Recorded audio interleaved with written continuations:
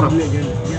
Γεια σας. Να πω το Facebook. Ήρθαμε εδώ πέρα για να μιλήσουμε Πού καμιά το Πέγασος. Λοιπόν, το Facebook είναι ένας Δημήτρης Πλοπλό που σπαμάρει όλη μέρα δίχως σταματημό και θέλει να γαμίσει τον κόσμο.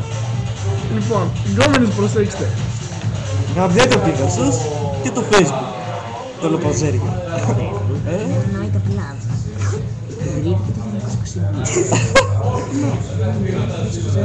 Από ένα φοιτητή. Δεν κάνει τίποτα. Το λέγανε Κατσαρόι Αντώνη. Αντώνη. Μετά ξεκίνησε κόρη. Όλα αυτά στον κόρ. Όλες παρουσίες. Και ναι, γεια σας. Να χαρώ τα βυζιά σας. Ένα μήνυμα προς τον Ευθύμη Γρήβα, προς τον Περσέα Γρήβα. Ότι γαμιούνται. Να καγώσουν τους μαλακίες, ότι είναι πούστιδες, να τους γαμίσουμε. Δεν το με τα αλήθεια με τους αλήτες. Κάπου με χτυπώνει και Και ένα ακόμα.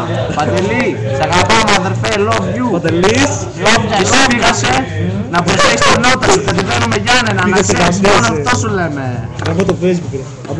Περιμένετε. Από